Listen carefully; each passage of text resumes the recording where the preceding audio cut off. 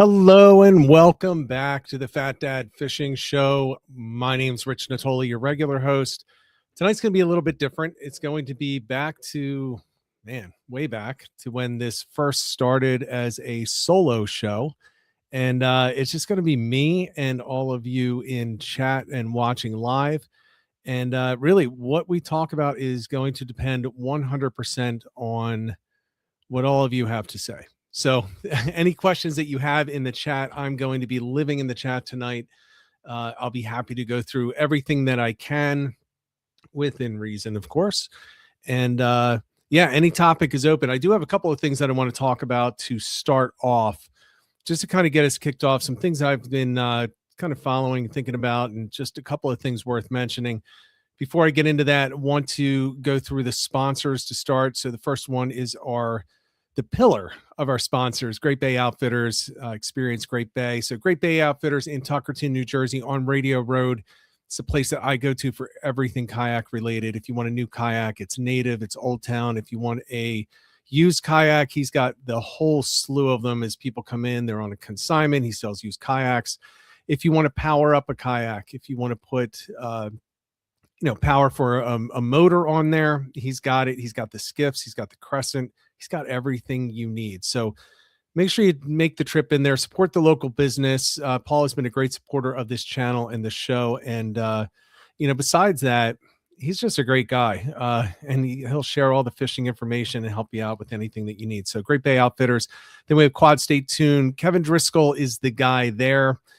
Kevin will set you up if you have a Toyota truck, 4Runner, Tundra, Lexus 460, 470, the Tacoma. I always forget the Tacoma. If you have a Toyota truck and you want to have some optimization done on the engine, that's where this tune comes in. Kevin will set you up on that, 484-633-5975.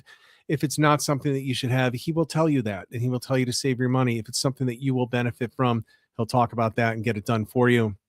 And then we have Real Estate Me. Southeast Pennsylvania is where I currently hold a license, manage an office in Bluebell, Pennsylvania, also out of Collegeville, Pennsylvania. And I cover the entire southeast of Pennsylvania, all the way, believe it or not, out to York County. I have multiple transactions out there, Lancaster County, but really everything centers around Montgomery, Chester, Berks, and a bit of Bucks County as well. So that's really the heart of what I do. If you need help anywhere else, let me know. I can help you out still, even if I'm not your actual agent. I can get you in touch with somebody that I trust, and in most cases, people I've worked with. So give me a call. Number is 267-270-1145, natolirealestate@gmail.com. And let's talk. And I do want to say, I've gotten multiple people that have reached out that watch this podcast, and I truly appreciate it. One was actually a referral, and then the other two were people that just watch the podcast. So I appreciate you putting that trust in me. Look, that's how I pay my bills. So, I appreciate everything from everyone, any business that you send my way. With that said, I'm going to jump into this, and you can start, look, if you have questions, put them in the chat. If you don't, that's fine. Just hang out in the chat with each other. A couple of things I want to bring up. The first thing is probably the least important, but very frustrating for me. One of the things that I've talked about, and we've talked about on here, is I want to have Fat Dad Fishing not be the biggest podcast in the world, not be the biggest live stream or anything like that. I don't need tens of thousands of people. I don't need to make hundreds of thousands of dollars. I don't need to make anything. But what I do want to do is make sure that we have a community that supports local businesses and really helps the sport to flourish. And I do believe fishing is a sport. And part of that is a community. And I think that we've got kind of like a different crowd than some of the other channels out there. I joke about it in the past. I'm not out there floating around on some type of a inflatable unicorn trying to make it all about me and trying to get the clicks and the views and all that stuff. And I'm not pretending I'm better than other people. I'm just trying to facilitate interesting and hopefully entertaining and informative conversations about fishing. And I've seen a lot of people make connections that met each other and now fish together or text, because they met through this. And some of the meetups we've had and the chat really is where a lot of people have come together. So I wanted to kind of take that to the next level. And put in a bunch of effort. Joe Billups, I have to give him credit. My brother as well, and we've been kind of working to put together a Discord server, a private server for the Fat Dad Fishing community. But there's one thing that I don't really talk about a lot, and that's kind of like my views on certain things outside of fishing. And one of the things that I truly believe in is I don't trust I don't trust a lot of companies, and I don't want to trust the community with Discord. And the reason that I say this is they just announced that they're going to what they're terming it, something around the lines of a teenage default. So they now are going to assume that all users are teenagers by default, which means adult content, not meaning porn, but meaning anything that they determine to be adult content is going to be restricted. That, as we know on social media, could just be pictures of fish being cleaned, people with knives, people, gaffing a fish because it's violence on some of these platforms. And in order to get around that, you can do that. Discord will consider you an adult, but you need to verify. And this is where it gets me. You have to verify by uploading a screen capture of yourself where you have to turn your head and everything so they can get a facial recognition going, or a government ID. Well, Discord's been hacked in the past, and actually recently, and a lot of that information got out, and they were not very open about it. And it's just a crappy organization. We were only doing it because it was free, and it does have really good functionality. But I'm not going to put anyone through that. I'm not going to do it. So therefore, we're pushing the community back. I have to find something. I have to find something better that's going to work. So I apologize for that. I was really excited about it. We were ready to go essentially with it. We had people in there testing it, and everything was working the way that we thought, but it's we got to change it. So any ideas that people have, please let me know. You can send me an email, rich@fatdadfishing, or at my real estate one, which I check more often. Send me a text. You got my number.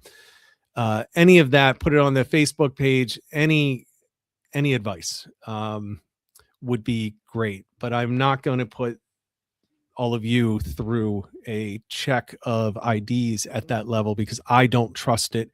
And therefore, on behalf of all of you, I'm not going to allow it to happen and be tied with Fat Dad Fishing. So that's that. So we got to start over.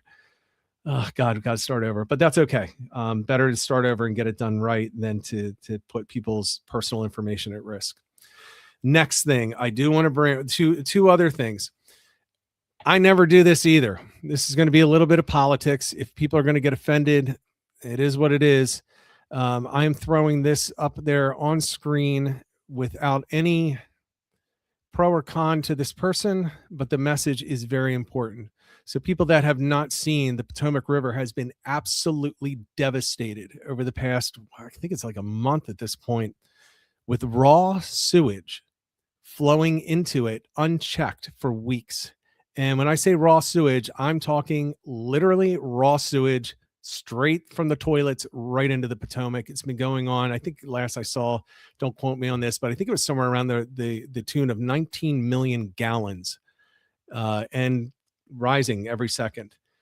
So we got a lot of people that fish the Chesapeake, fish that area, and are affected by this. Well, nothing has been happening as far as anyone can tell. Maryland has done absolutely nothing to fix it.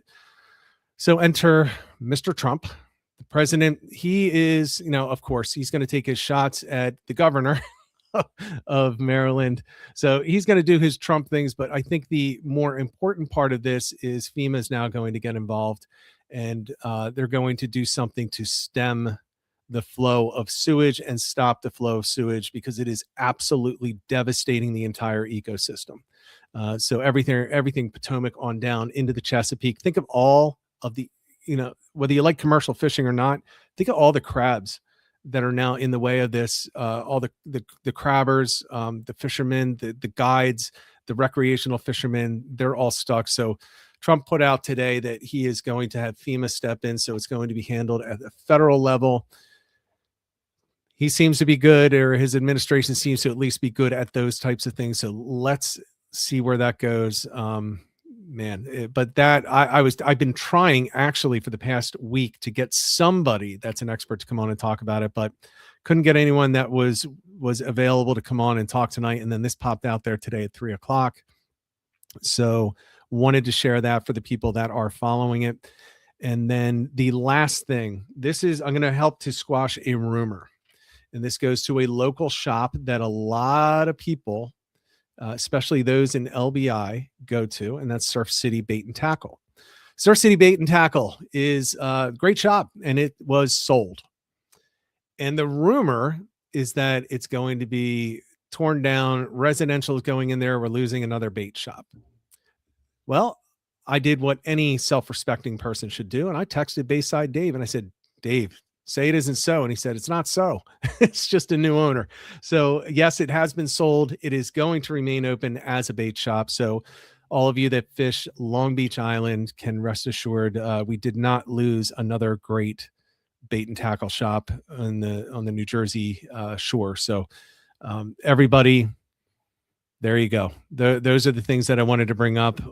Pass it along about Surf City, because it's also that type of a rumor that can really devastate a business. People won't even look to see if it's open once everybody opens up for striped bass. So keep that in mind. It's a great shop, and it's one that I would recommend going to and continue going to under new management. So there you go. So with that said, we can jump into whatever topic you want.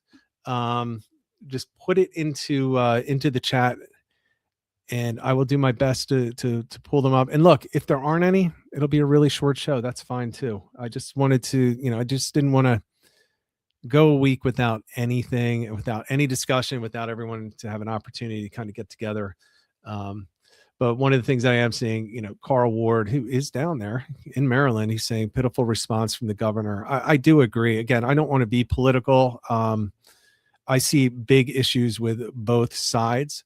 I do see bigger issues with one side than I do the other, but I hate them both. And I am not a Republican. I am not a Democrat. I am actually a libertarian. So I don't really have a dog in this fight, to be honest with you, or all the fights that are out there.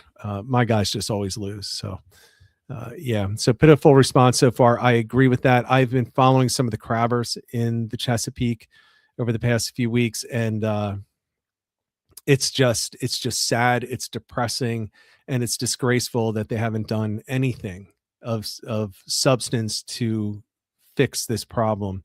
And maybe it's just because it's cold and we don't have people enjoying the water recreationally right now, and they think it's not a big deal. But we've all seen up and down the coast. You can look at the harbors in New York that were devastated by pollution. I mean, the fact that they've been going for the past, 10, 15, 20 years, just trying to reintroduce oysters to clean that water up in New York is an indication. The Delaware Bay is absolutely dead compared to what it used to be. For those in New Jersey and Delaware, the Chesapeake is just continually just getting bombarded. And, a lot of it is the runoff from the pesticides, from the farms, everything from the lawns, everybody treating their lawns with chemicals. It all goes into the watersheds, and most of it in this region ends up in the Chesapeake one way or the other, whether it's hitting the Potomac, the Susquehanna, whatever, the Delaware, it's finding its way in there. So that's kind of where we are. Good to see some of you in the chat that I haven't seen in a while. I see did I see Bill Deekhouse in there? Yeah, there he is. Bill, Tad in there. James, you're in there every day that we're here. Appreciate that, everybody. So any question that you want to talk about, go ahead and put it in there. The one thing that I'm not prepared to do is open up with any spots. So I still haven't found the mapping stuff for the computer so that I could show how to find spots. So please don't ask for that tonight, because I really can't do it.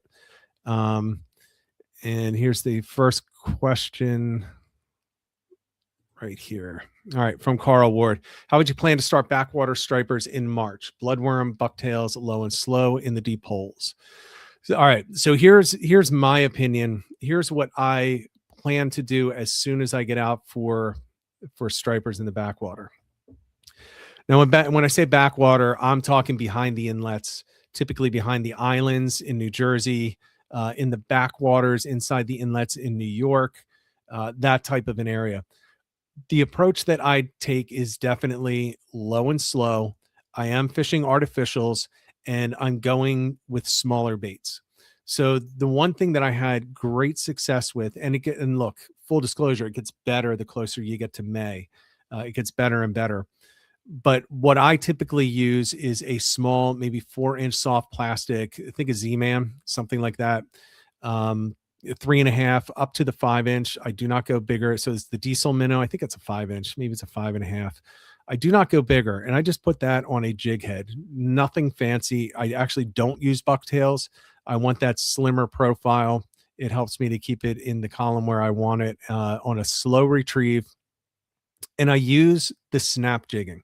So if you can find the deep holes, especially if it's during the day, look for the deep holes. And I drop into those and I snap jig. So if you're not familiar with snap jigging, that's where you are. It's called snap jigging because if you do it right, the line actually, you hear a snap, because it's just an incredibly fast, hard upswing and jig. And then you just let it fall. The key to that, though, is when you're letting it fall, maintain contact with that lure. What you don't want to do is pull it so that it keeps rising up much further than where you end the lift on the rod. You still want to maintain contact because you're going to get the hit on the drop.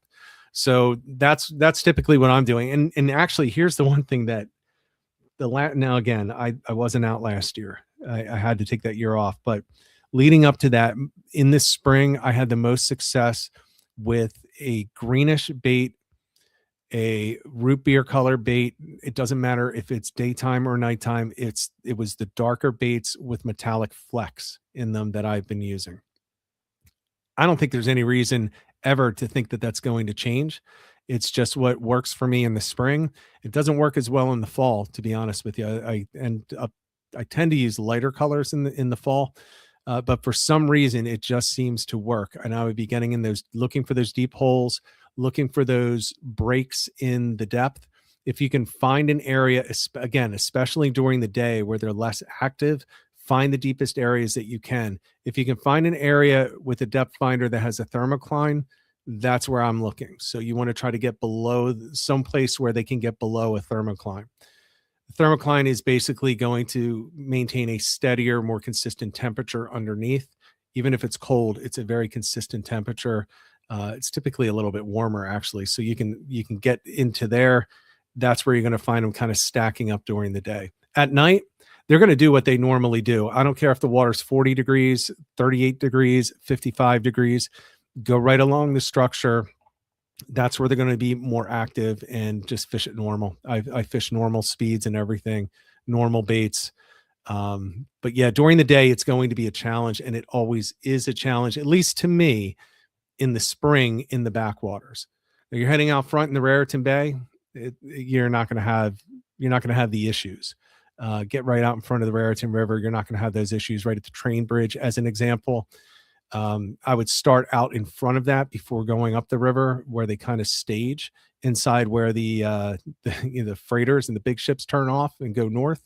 Just right inside there, there's a flat area where they typically have all the buoys, where the sailboats can be moored up, throughout the year. In that area, even though it's flat, just because of it's in between the currents from the Raritan and the currents coming down from the north, it's this like great area where they just kind of stage in there. You get a lot of good schoolies, a lot of keeper size in there, and you'll occasionally find the big ones there. If you really want the big ones in the Raritan area, I always recommend heading up the Raritan River a bit, though. That's where you're going to end up. That's where they're going to want to end up. So, yeah, so good first question. I appreciate that. To add to that, let's see. We have Tim Murray saying that he's going to be using the bucktail and the SP minnow. SP minnows are great. I'm not the guy that uses SP minnows in the back. I tend to be, I'm a kayak fisherman, so I tend to be very simplistic in my approach, because I don't like to carry a lot of tackle and I don't want to be changing a lot of tackle. And the SP minnow to me is kind of like a specialty lure. So if I'm on a sod bank, yeah, I got an SP and I got it on a rod already rigged up. If I'm in a kayak, I typically don't, because I'll bring maybe 4 rods. I'm going to have different size jig heads on there with different soft plastics, and I'll go that way. But SP Minnow, 100%.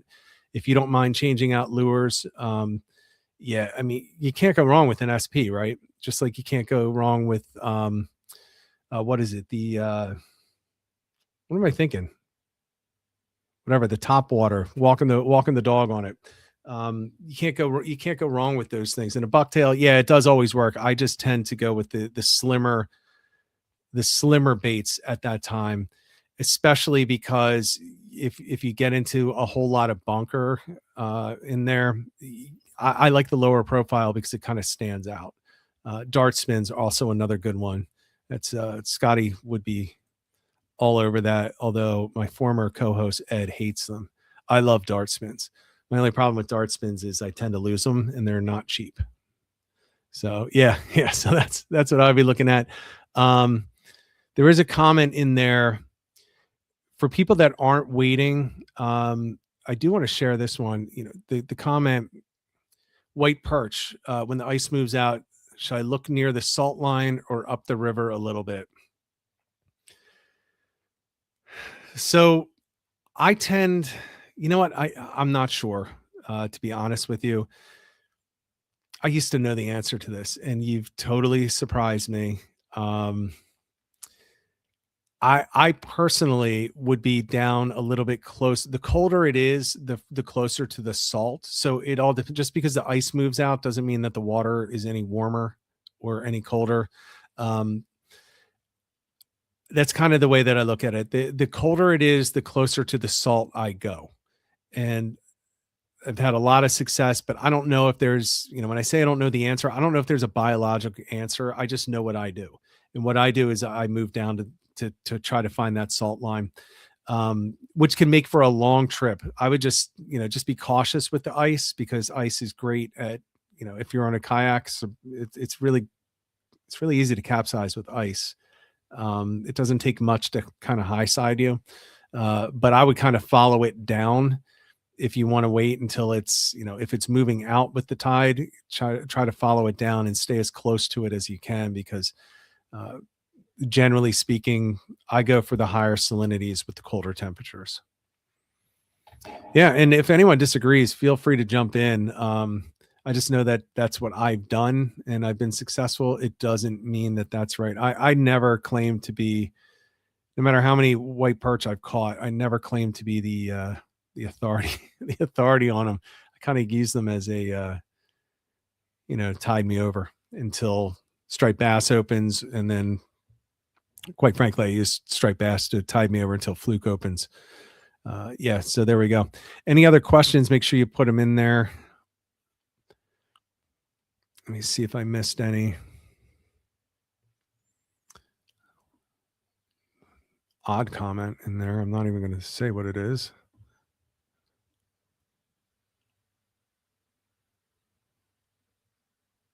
Oh, he's got he got a boat. You don't have to worry about capsizing. Yeah.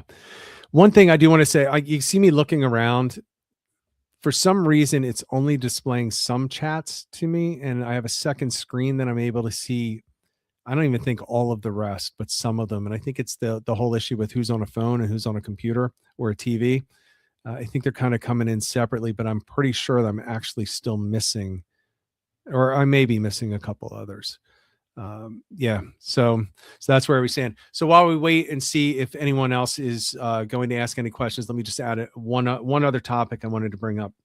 There have been requests for more Fat Dad fishing kind of coordinated trips on party boats, so we could get more people together. I mean, for those that weren't there and weren't aware, we literally sold out the entire Osprey for a tog trip. Had a blast. A lot of people had fun. Wasn't the best of days, but it was a productive day on the water, and most people got to catch at least something. And there were a bunch of keepers in there as well. So the plan right now is we are going to do that. And I want to hear from people your feedback on what species and what areas we should go in order to do this. If it's up to me, I mean, I may just pick a marina somewhere with a boat that I know is good, and then I'll find out that most people are coming from somewhere else. So I don't want to do that. So again, put it on the Facebook page, send me a message, put it in the chat, and I'll go back and try to document everything. But let me know any boats that you recommend and any areas or any species, any time of year, and I'll try to accommodate that. Next question. What's your favorite fluke jig? From Bowtie Killer 545. This one's easy. I prefer to use a bucktail for fluke. I've always preferred to use a bucktail for my entire life before it was a thing. And I think it's because that's just what my brother and I learned to fish on for everything, was a bucktail. We literally used it for everything. The ones that I like are no longer being made. They were made by Captain Hanks. They were made to my design.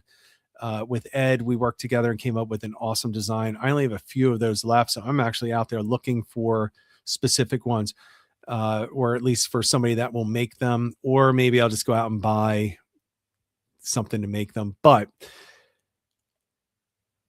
the one thing that I would say is, when you're picking, for me, from my standpoint, when I'm picking a bucktail off the shelf for fluke, I'm looking at profiles.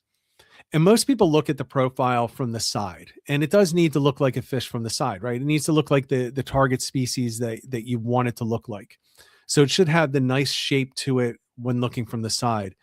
But I put a lot more stock in how it looks from the bottom and from the top, mainly, well, the top a little bit, mainly from the bottom, because the fluke is looking up at it all the time. And even when it comes over top, it just kind of has to curl over to the side. It doesn't look straight down on it. So the way that they were tied, just a little inside baseball here on the Fat Dad lures that Ed was making, they were tied with bulk in certain areas that gave it a beautiful profile from underneath. And it just turned out that the most popular of the two was the one that was tied that way. So it was the big head was the most popular, and it just so happened that that's the one that was tied that way. The other one was not tied with the same pattern of bulk in the fur. The next question that goes right from this that I saw pop up is natural hair or synthetic. Natural whenever possible, as far as I'm concerned. I'm not saying that silicone doesn't work. If you just want to use, the ball jigs with the silicone skirts, those do work. As a matter of fact, I used those for years before I met Ed and had a lot of success with them. They do work. I don't think that they work nearly as well, though. At least for me, I don't think they look as natural. As long as you have the right rod in order to get the action on that lure, I go with the natural all the time. And here's the one thing that most people will think is weird. My favorite color beside white is by far my favorite. And I will get some with white and pink. I will get some with white and chartreuse. But my favorite color is a white and natural brown. So the brown part of the tail that nobody wants, I want that. And one of the reasons is there's research that was done that underwater, as a fish approaches a lure, certain colors change to a different color when it gets closer. So let's say it's, and I don't know if this is one of the colors, but I think it is actually pink. It looks pink from 10 feet away. So the fish is coming in, it's 10 feet, it's pink, it's 5 feet, it's pink. As soon as it hits 3 feet, it changes to like an orange. It's not really what it changes to, but as an example, it changes to orange, which can cause it to shy away, because now what it thought it was going after, this pink target, is now orange, and it spooks it. So they don't get that initial strike. But the same research that says that has shown that for the vast majority of species, I'm not sure about fluke in particular, brown does not change. So when they come in, they see brown from 10 feet, they're going to see brown at 6 inches. So it's the same consistent target all the way in. And I love using that. And I worked with custom bucktail makers even before Ed, and I always requested brown. And the one guy was really excited. He's like, great, I've got all this brown that nobody wants. He was like, I'll just throw that on there. I'm like, yeah, just do it, because it works. And I like it. With that said, again, I start with white, but then I'll go with brown, natural first. The only synthetics that are not, silicone I already talked about. I do also like some of the mirror flash in there. the Flashaboo, those types of things. If you do any tying of flies, you know what those things are. But just a little bit of it, just enough to give it a little glimmer, so it looks like some scales are mixed in with that natural. That to me is darn near the perfect lure for fluke. And again, it's not incredibly bulky. It just needs to have the bulk in the right spot to get the right profile from the right angle. And if you're going to make your own, test it. Put it in the water. And if you have a GoPro, put it on the bottom and just record it as you pull it over top and see what that profile looks like. Because what it looks like in your hand when you tie it is not what it looks like when it's wet and it's being jigged through the water. So do the research on it. But I'm very, very big on profiles. So long answer to what is a pretty simple question, but I'm going to go with the bucktail every single time. After that, I do love for teasers for fluke. I do always use a teaser. I use very sparse teasers. One of the best teasers that I use actually kind of looks like a cinder worm, and it almost feels like a Chanel. They don't make them anymore. I think it used to be made by Orvis, and they don't make them anymore. I can't find them. I have one left. I'll show it sometime on here what it looks like, but I use a black one and a brown one. The brown, well, I used to use a brown one, don't have any more left, so I only have black left, but that's the second one that I would use for fluke if I'm not going to put a natural bait on there, or not even natural, a scented bait like a gulp, because you can't put it on there. It's literally a fly. All right. S&S bucktails. Yeah, I liked S&S. I think S&S is a little heavy for me. Yeah, that was put in there as a recommendation. Again, I try to go with local jig makers. So I don't have really the experience that other people have with the big brand names. I only buy them as backups. I have S&S bucktails. I probably have about 30 of them. And I don't know that I've used any in the past 4 years. I've only used them as an emergency when I run out of other, same weight bucktails. So I can't really speak to that specific brand. Magic Tail ball jigs, James Flynn is mentioning. I do use Magic Tail, and I use those again as a backup before S&S. Magic Tail, they make some good things. Allen's, they make some really good stuff. But yeah, I do have a bunch of Magic Tail as well. The ball jigs that's exactly what I have, but they're my backups. So, while I have used them, I don't know that I've paid enough attention to say, do I recommend them or not? As far as from Bill Decals, Bill, you and I have to hit the water. Enough of you being silent and having fun with grandkids. What weight do you prefer on your bucktail? All right.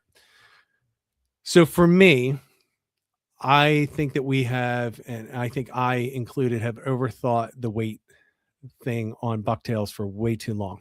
I use what I need to get to the bottom and to hold close to the bottom. I don't like to pound the bottom, actually.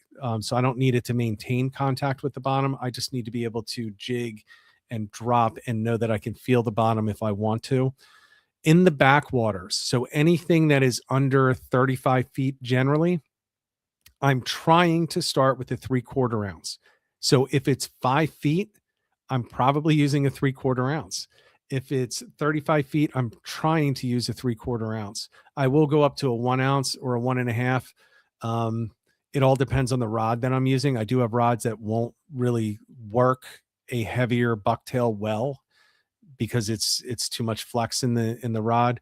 But try to go light. I just get really lazy, and I don't want to keep changing out the hooks. So I typically start with, I always start with a 3/4 inch. So early season fluke, as an example, I'm probably going to go out on opening day, Avalon, Stone Harbor, Cape May County, somewhere in Cape May County. Maybe I'll go up in Atlantic City. I typically stay in southern New Jersey, though. as much as possible. So, the kind of areas that I'm going, and I'm always starting with the 3/4 ounce. I do have half ounce. I use those kind of as an emergency too. Maybe I'll use those if I'm casting across a 2-foot flat and I'm retrieving, but I try not to use those very often. I find that the half ounce, with the currents that we have in the backwaters, it's not enough when you're throwing on a gulp, something that has some bulk to it, because the current just picks it up too easily and swings it where I don't want it to go. So, yeah, again, a long answer to a simple question. I'm going to start with the 3/4 ounce, and I'll move from there if I have to. And then, has anyone taken Ed's designs over? There's a company that pirated the Fat Dad Big Head, actually. They took it. I had a guy show it to me in person, and he said that he bought Ed's design from somebody else, and it was cheaper. I said, "Oh, that's awesome." I looked at it, and we put it in the water, and it is not the same. So it had the same jig head, which is essentially the glove jig. It had the same head, but it did not have the same tying. So it did not have the same profile at all. It just looked like a pretty crappy attempt to do what Ed did. I mean, if you want to steal somebody's bucktail, it's really simple. Just buy one and take it apart and see how much fur is in what spot and how it's tied. Anyone who's tied flies knows that you can literally count the hairs, and you can see exactly where it's tied. It's tied on the side, it's tied on the top, there's an under, it's tied under, it's tied over, all of those things. These people didn't even have the decency to rip it off correctly. So yeah, that's the only one that I found. As far as I know, he did not share the design with anyone, which I'm kind of happy about, because he and I kind of worked hard on getting those right. I could make them. I just hate making them. I hate it. I hate tying. So, yeah, no one's picked it up yet. I say fortunately and unfortunately. I would really love to have more of those, to be honest with you. Half ounce, the point being brought up, half ounce is usually where the hooks get small too. It depends. So the Captain Hanks, they were still really good size. But yes, you get these when you go with these large companies, once you get down to the half ounce, especially under half ounce, then you get a whole different weight to those hooks, and they tend to bend out. And as we all know, when you're fishing for fluke, especially in, let's say, New Jersey as an example, New York, Delaware, when you're fishing for fluke in May, you are going to hook into some really large dogfish. I mean, big, like almost 3 feet, and they will bend out those smaller bucktails just real quick. And then we get into the cow nose rays, and they will bend those small ones out as well. They will not bend out a 3/4 ounce if it's got a good hook in it. And again, I guess I was spoiled. Ed had really good hooks in his. So I didn't really have to worry about that so much. All right, let's see. Carl's inviting me to go down and fish early April or March. That's when they actually get on the fluke. For those that haven't followed Carl anywhere, he gets some really nice fish down there, and I get really jealous.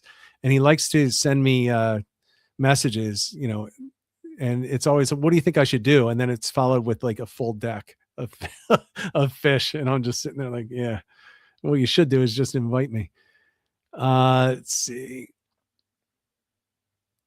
I'm just going to bring this comment from Joseph Kiley. Early spring, we like to fish grass flats in the back bay that warm quickly in the sun. Worms, bugs, shrimp, and other food become active, and bass will eat them up. Likes incoming tide. So that's interesting. So Joseph, okay, I agree with all of that. I hate incoming tide. Just because the cold water coming in there. I love when the backwaters for striped bass, especially. Well, I'll even lump the fluke in there. When those flats heat up, and then you get the outgoing, and that starts to funnel out through those channels, that to me is what wakes up these fish. So you get kind of like this confluence of like really good stuff happening.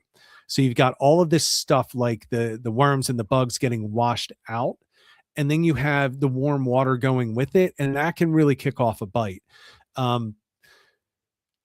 That's a personal preference though. Oh, then the last thing is, as the tide goes out, there are less places for the fish to be. So it's just kind of like a war of attrition. They could be in these 2 square miles. Well, by low tide, they can be in 1 square mile. So it's like it just increases your chances. Or maybe it's just me. Maybe I'm just a lazy let's get lucky type of fisherman. But I agree with everything you said. And I would say I like the way that you said I like incoming tide, which means that's your confidence tide, and you can fish that well, and you got that dialed in. I'm the opposite. I have the outgoing typically dialed in, and that's just where I'm more comfortable. But it's a good point. Those grass flats, if you can get back in those grass flats, if you got a boat that can reach there, if you can wade there, if you can get a kayak back there, I like what you're saying with the worms, the bugs, and the shrimp.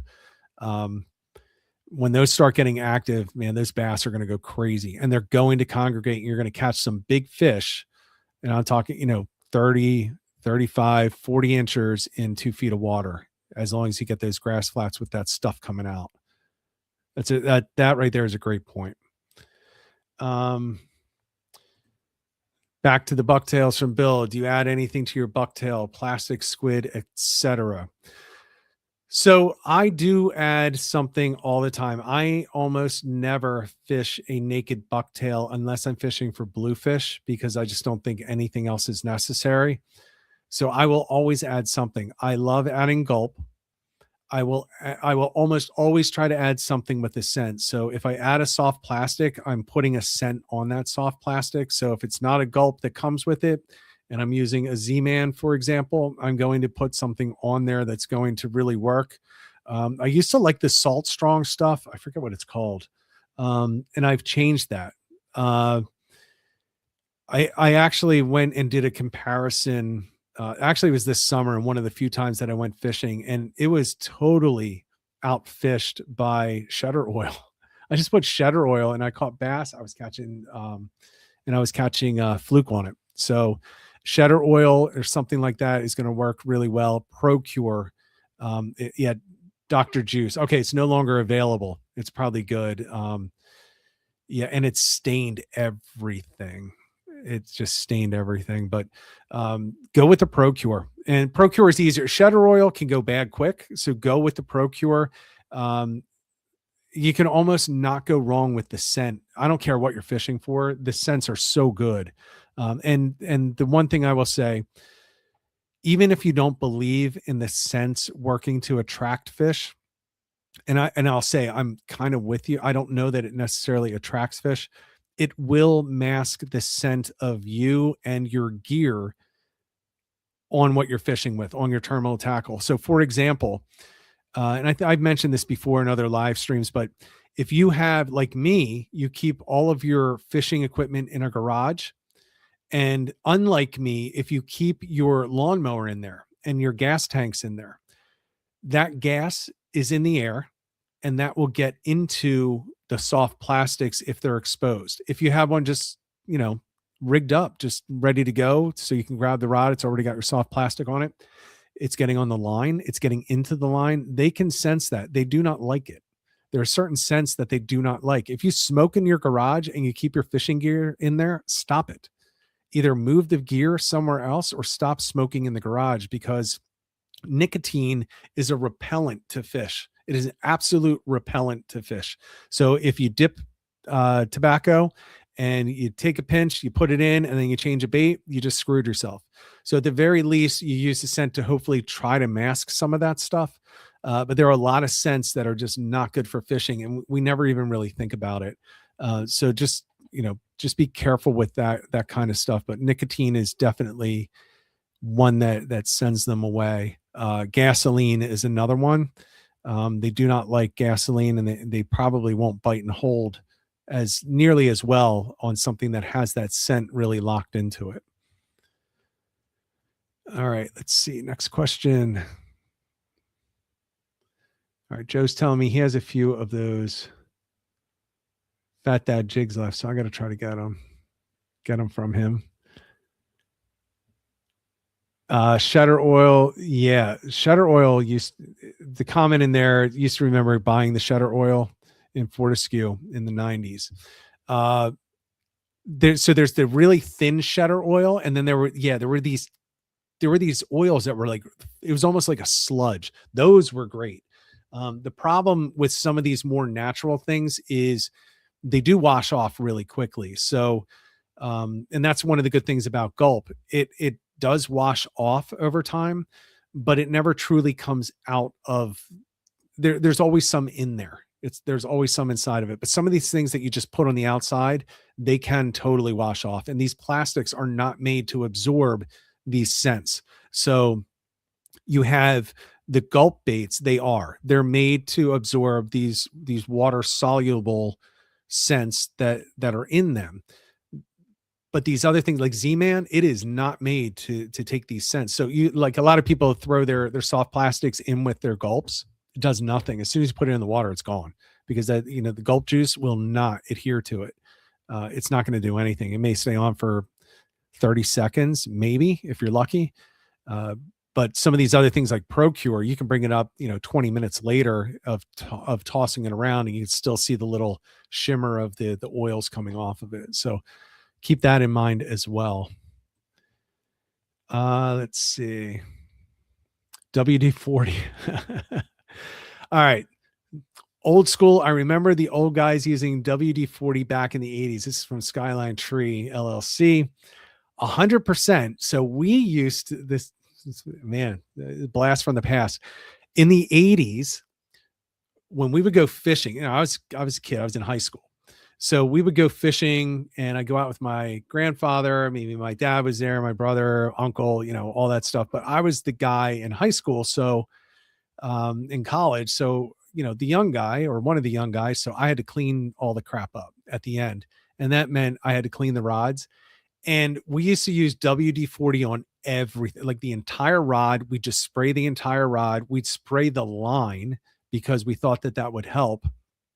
And yeah, I mean, it was literally on everything. And it didn't matter if it got on stuff, because we figured it helped. Now, there are people today that believe it works. I do think that at the very least, it doesn't hurt. But we also would put it on sometimes in the squid. Like, we'd use natural squid and we put WD-40 on that as well. So I don't know, man. It seems, because it is a petroleum product, I believe that it shouldn't work. But I can tell you, in the 80s, we caught a hell of a lot of fish, and there was never any indication that we should stop doing it. So, man, we used to have, my brother actually just put it in the chat, we used to have literally cases of WD-40 in our garage, and we just had these piles of rags, and they were the WD-40 rags. So we literally cleaned everything with it, all the rods, whether it was tuna gear or mahi gear, down to bluefish, surf gear, and fluke gear. Everything was just drenched and dripping in the whole garage smelled like WD-40. Yeah. You'd open the door to the house and it would just kind of waft in. Yeah. That's funny. I remember that. And again, I haven't seen any research on it. I don't know if we were wrong or right, but it didn't seem to hurt at all. Let's see what else. So participation trophy fishing. Does deer hair hold them better if using like a Zoom fluke? Always notice that they're gone after a cast or two. So you're saying that you're losing, put this in chat, you're losing the zoom on the bucktail, or are you losing the hair off of the bucktail? Because there's two different things there. The first thing is, if you're losing the zoom, I would say it's the hook. I don't know why you would be losing the zoom. If you're losing the deer hair, it's just poorly tied. You should not be. Deer hair is pretty strong. Oh, okay. So the scent. Okay. So he's asking if the scent is held better by the deer hair. So the scents are like shedder oil is held better. This is non-scientific, but it will hold better to a natural substance that can absorb it, like the deer hair, as long as you don't put a finish on it. Some of these guys actually put like a coating on their bucktails when they're done. Like, they spray that this gloss finish on the bucktails and it gets on the hair, you don't want that. You want it to be all natural. I actually, again, so this is my weirdness. When I do tie my own, I actually don't epoxy the threads, and I don't epoxy any more of the fur than I have to. So if I will put epoxy at the collar, and then I will try to leave thread that is not epoxied, because when I put a scent on it, I lift up the hair and I put typically it's not Shutter Oil, it's typically Procure. I'm lifting it up and I'm squeezing it into there and mashing it into the fibers in there that are really close and compacted, and it seems to last quite a while. So I do think that deer hair holds it better. Try that with this silicone skirt, and it really doesn't work very well. It'll come off in the current very easily. But if you have a bulky area on a bucktail and you can get that thick Procure in there, it'll typically last longer. So I would definitely recommend doing that. Yeah, and I think, let me just go back and check. I'm sorry for the wait here. I think I saw something about weak fish in here that I missed.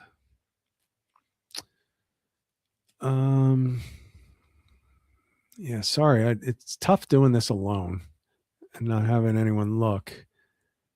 But I appreciate everyone kind of hanging with me as I try to do this. I do not see the weak fish one in here. I thought I saw weak fish. Oh, here it is from Carl. Okay. How would you target weak fish in coastal bays and inlets this year? So I am going to be targeting weak fish this year. I love weak fish. There are plenty of them around as compared to years past. I don't keep them unless they're going to die, but I am going to target them. So the way that I like to target them is so I'll give you a general outline of the places. Now, first of all, everybody knows if you're going to fish a jetty, like the current breaks around jetties are outstanding for them. So I'm not going to talk about that. In the back waters, behind the inlets, I'm looking for the merger of two currents over a sharp drop. So it's very similar to what you're going to look for a fluke, but you're fishing up higher in the column. So what I do when I go out for a multi-species day and I'm targeting weak fish and I'm targeting fluke, I will often, instead of having the bucktail on the bottom and going up around 12 inches, to put the dropper for the teaser for the fluke, I'm actually going up maybe 2-3 feet above that. And I'm putting a larger teaser with a soft plastic up there. So I can still fish the bottom for the fluke, but I'm also fishing about 3 feet higher in the column for the weak fish. And I will typically find it, let's say, in a marsh system where you have a smaller creek that's running. And I'm not talking about a self-contained creek where it just goes up and ends. I'm talking about a creek between a flat and a major channel.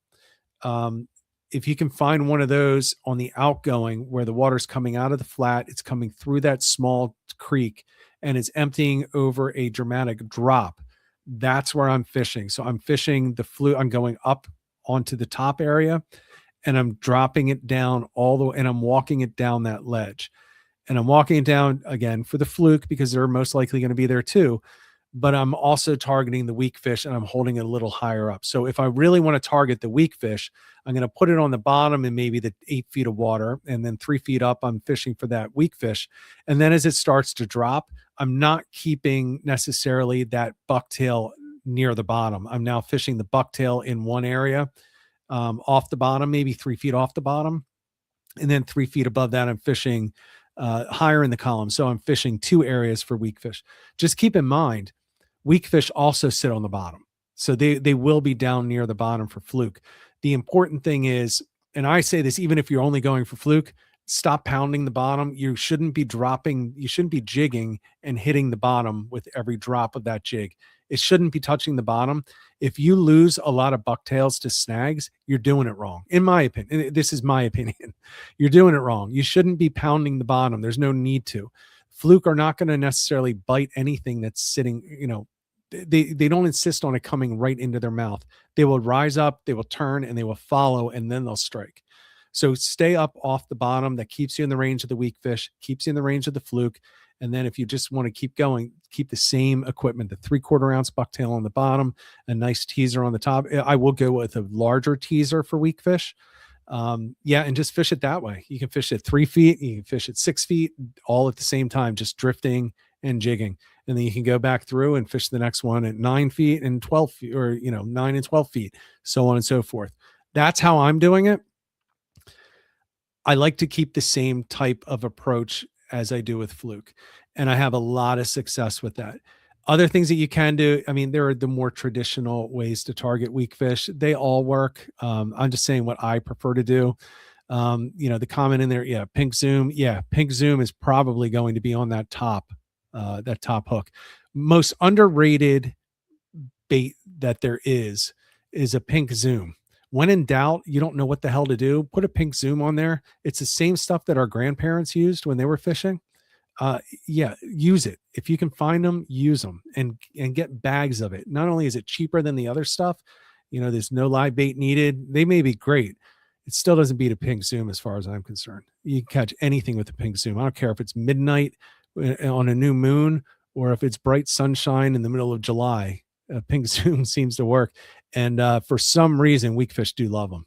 They love the pink ones. So go with that. And if you're not familiar with what that is, the Zoom is the brand. Pink just means bubble gum. It looks like bubble gum. And it works really well. It's almost like a shiny bubble gum.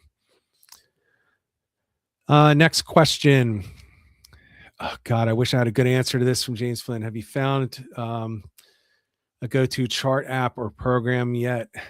Garmin ruined Navionics. Garmin destroyed Navionics, and I have not found a good replacement. I just haven't. I've tried. For me, I don't like to be on the water and try to figure out where to go. I like to kind of know the area generally and then go out on the water and find the spots that I think I found on the map. So I spend time the night before I go fishing, well, probably the week before, all the way up through the night before, on the computer, looking at charts, looking at the contours, all the relief maps, looking at the tide charts to see where I think the currents are going to be flowing. I look at the imaging, the historic imaging. Sometimes you can see things like wrecks that aren't necessarily showing. And I kind of pick my spots from that. And then when I'm on the water, I just use my fish finder basically to see if the depths and the depth changes concur with what I saw the night before. I don't like going out on the boat or on the kayak, and I won't pull out, even when Navionics worked, I would not look at it on my phone. I hate that. It's too small. It's just a pain in the ass. I don't like having a $1,000 phone sitting over the water while I'm fumbling around looking for it, jigging with one hand and trying to look at a phone. I've dropped, a $1,000 phone in the water before, well, an $800 phone in the water.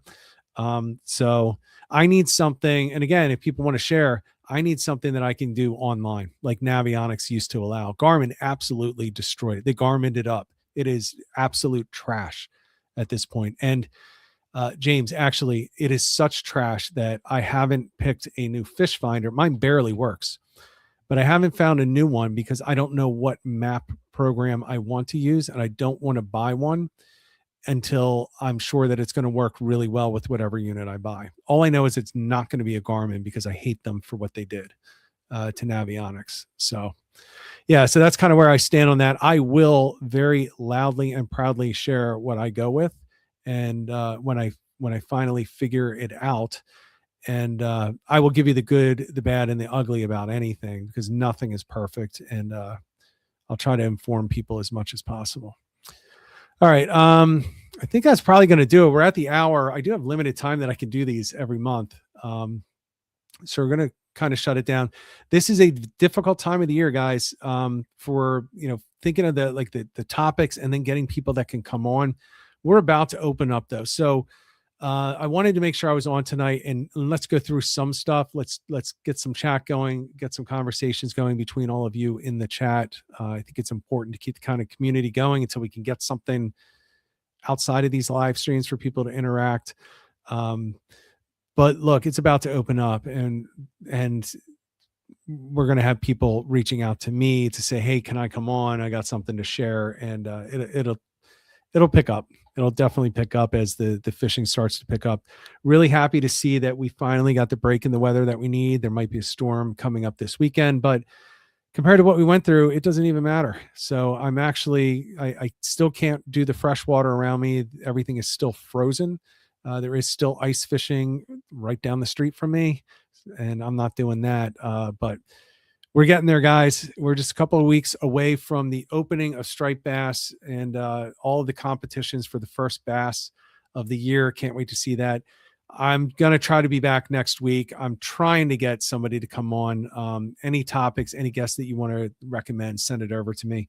So until then, everyone, thanks for tuning in then. Look, if you can get through the ice this week, do me a favor so I can live vicariously through you. Get out there, get on the water, and get some tight lines.